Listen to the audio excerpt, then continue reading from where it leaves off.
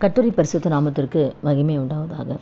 இன்றைய வசனம் யாத்திராகம் 34வது அதிகாரத்தில் கூட மோசே அவனுடைய சமூகத்துக்கு வரும்பொழுது சுத்திகரித்து ஜெபிக்கிறார். ஆண்டவர் சொல்கிறார், விடிய காலத்தில் ஆயத்தமாகி சீனாய் மலையில் ஏறி அங்கே மலையின் உச்சியில் என் சமூகத்தில் வந்து நில்லு அப்படின்னு சொல்லி ஆயத்தமாகி வந்து அவனுடைய சமூகத்தில் நிற்க சொல்கிறார். அப்போ தான் மோசே வந்து தன்னை சுத்திகரிக்கிறார்.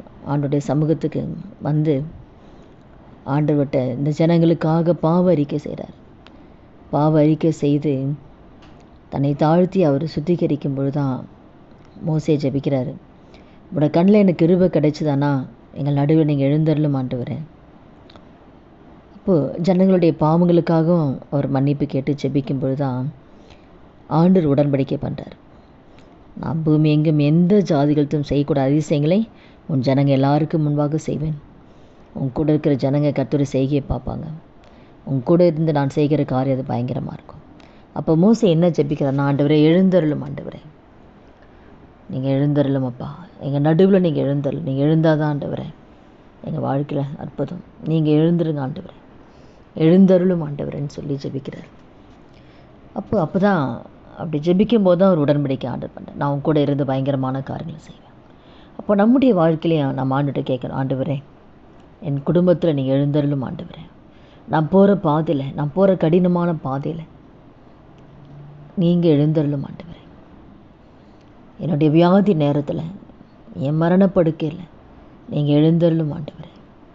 அவர் எழுந்தல்னா போதும், வியாதி மாறிடும். அவர் நம்ம குடும்பத்தில் எழுந்தல், நம்ம குடும்பத்தில் இருக்கிற பிரச்சனைகள் மாறிடும். நம் குடும்பத்தில் இருக்கிற கவலைகள் மாறிடும், துக்கங்கள் மாறும். பிள்ளைகளுடைய வாழ்க்கையில் நீங்கள் எழுந்தரலும் அப்பா, வேலை ஸ்தலத்தில் நீங்கள் எழுந்தரலும் அப்பா ஆண்டுகிட்ட நம்ம கேட்கணும். மோசே அப்படி கேட்டனால்தான் எங்கள் நடுவில் இங்கே எழுந்தருளும் ஆண்டவர்னு சொல்லி மோசே கேட்கும்போது தான் கர்த்தர் இறங்கி வந்து உடன்படிக்கை செய்கிறார் மோசே கூட. அப்போ அவர் எழுந்தலினா பயங்கரமான காரியம் செய்வார். அப்போ தான் ஆண்டவர் வாக்கு கொடுக்குறாரு, நான் உன் கூட இருந்து பயங்கரமான காரியத்தை செய்வேன். அப்போ அந்த வார்த்தை கேட்குற ஒவ்வொருத்தர் வாழ்க்கையிலும் கர்த்தர் உங்கள் கூட இருந்து பயங்கரமான காரியங்களை கர்த்தர் செய்வார். எந்த ஜாதிகளும் செய்யக்கூட அதிசயங்களை கர்த்தர் உங்கள் மூலம் எல்லாருக்கும் முன்பாக கர்த்தர் உங்களை கொண்டு செய்வார். நாம் ஆண்டுகிட்ட கேட்குற, ஆண்டவரே எங்கள் நடுவில் எழுந்தருளும் அப்பா.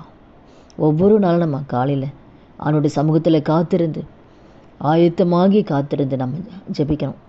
எழுந்தருளும் அப்பா, என் குடும்பத்தில் எழுந்தருளும். இந்த நாளில் எங்களுக்கு ஆசீர்வாதமாக்கும்படியா எங்கள் ஊழியத்தில் நீங்கள் எழுந்தருளும் ஆண்டவரே. நான் போகிற வேலை ஸ்தலத்தில் நீங்கள் எழுந்தரல, என் கூட இருங்கப்பா. எல்லாத்துக்குமே ஆண்டவரை நீங்கள் எழுந்தல்னா போதும் ஆண்டவரே. அவர் எழுந்தலிட்டான்னா பயங்கரமான காரில் கர்த்தர் செய்வார்.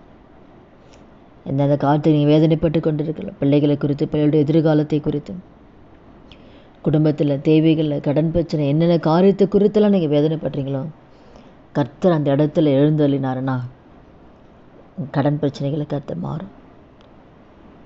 உங்கள் வாழ்க்கையில் இருக்கிற என்னென்ன காரியங்களாம் நீங்கள் எதிர்பார்த்து கொண்டுக்கலாம் அந்த காரியத்துக்கு அவர் முடிவு கொடுப்பார். கோர்ட்டில் ஏதாவது கேஸ் போட்டிருக்கீங்களா? ஆண்டவர் அந்த கோர்ட்டில் கர்த்தர் எழுந்தலானா கர்த்தர் உங்கள் பக்கம் ஆண்டவர் நீதி செய்வார். எல்லாவற்றிலுமே கர்த்தர் எழுந்தல்னா போதும், உங்கள் வாழ்க்கையில் அற்புதம் நடக்கும். பயங்கரமான காரியங்கள் உன்னோடு கூட இருந்து நான் செய்யும் காரியம் அது பயங்கரமாக இருக்கும். நான் ஒவ்வொரு நாளும் ஜெபிக்கலாமா? ஆண்டவரே எழுந்தரலும் அப்பா, எங்கள் குடும்பத்தில் எழுந்தரலாம், பிள்ளைகளுடைய வாழ்க்கையில் எழுந்தரலும், ஒவ்வொருத்துக்கும் நீங்கள் எழுந்தரலும் சொல்லி எப்படி மோசே ஜெபிக்கிறாரோ, உங்களுடைய கண்களில் எனக்கு கிருபை கிடைச்சா எங்கள் நடுவில் எழுந்தரலும் ஆண்டவர்.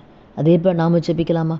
ஆண்டவர் உங்கள் கண்ணில் கிருபை கிடைச்சா எங்கள் குடும்பத்தில் எழுந்தரலும் அப்பா, பிள்ளைகளுடைய வாழ்க்கையில் எழுந்தரலும், வேலை ஸ்தலத்தில் எழுந்தரலும். எந்தெந்த கடினமான பாதை உங்கள் வாழ்க்கையில் இருக்கோ அதெல்லாம் நீங்கள் ஆண்டவர்கிட்ட ஜெபிங்க. நீங்கள் எழுந்தரலும் நீங்கள் ஜெபிக்கும் பொழுது நிச்சயமாக உங்களோடு கூட இருந்து ஆண்டவர் பயங்கரமான காரியங்களை கர்த்தர் செய்வார். ஜெபிக்கலாமா? துதிகள் மத்தியில் வாசம் செய்ய நல்ல தகப்பனே, இயேசுவின் நாமத்தில் சமூகத்தில் வருகிறோம். இந்த வார்த்தை கேட்குற ஒவ்வொருத்தர் வாழ்க்கையில் ஆண்டவரே அப்பா, ஒவ்வொருத்தர் வாழ்க்கையில் நம்முடைய கண்களை கிருபை கிடைத்து அவள் வாழ்க்கையில், அவள் குடும்பத்தில், அவங்களோட வியாதியில் கர்த்தர் எழுந்தருளி கர்த்தர் பயங்கரமான காரியங்களை கர்த்தர் செய்து ஆண்டவரே உங்கள் நாமத்தை நீங்கள் மையப்படுத்தும்படியாக ஜெபிக்கிற ஆண்டவரே இந்த கரத்தில் ஒப்பு கொடுக்குற இயேசுவின் நாமத்தில் ஜெபிக்கிறோம் நல்ல பிதாவே, ஆமேன்.